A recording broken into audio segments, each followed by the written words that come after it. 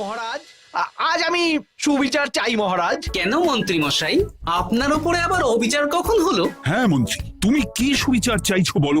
আমাকে সাহসিকতা দেখানোর সুযোগ দিলে আমিও গোপালের মতন ওরকম ঢের ঢের উপহার আনতাম। আচ্ছা, সুযোগ কি বলে কয়ে আসে? সেসব আমি জানি না।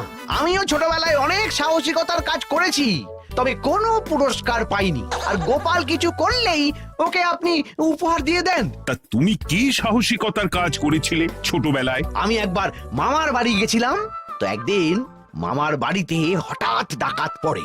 তাই দেখে আমি কয়েকটা ঢিল নিয়ে মামার বাড়ির পেয়ারা গাছে গিয়ে উঠে পড়ি। তারপর যখন ডাকাতের দল ডাকাতি করে বাড়ি থেকে মালপত্র নিয়ে বেরোচ্ছে, আমি আক্রমণ করি।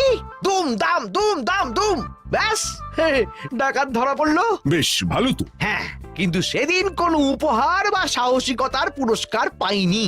পুরস্কার দিতে হলে আমাকেও দিতে হবে, কারণ আমি প্রথম পেঁচো ডাকাতকে ধাওয়া করেছিলাম। যদি না উপহার পাই তাহলে আমি ঝামেলা করব। কিন্তু হঠাৎ করে কোনো কৃতিত্ব ছাড়া তো আর কাউকে সাহসিকতার পুরস্কার দেওয়া যায় না। তার আগে কিছু সাহসিকতার কাজ করে দেখাতে হবে, তারপর বিচার বিবেচনা হবে, তারপর তাকে সাহসিকতার পুরস্কার দেওয়া হবে। তাহলে আমাকেও কোনো সাহসিকতা দেখানোর সুযোগ দিন মহারাজ। মন্ত্রী মশাই শুধু একা সুযোগ পাবেন কেন, আমিও দেখিয়ে দিতে চাই আমি কতটা সাহসী বাহাদুর মানুষ। ও বাবা, রাজবৈদ্য সুযোগ পাবে আর আমি কি বসে বসে হাত কামড়াবো? আমিও সুযোগ চাই।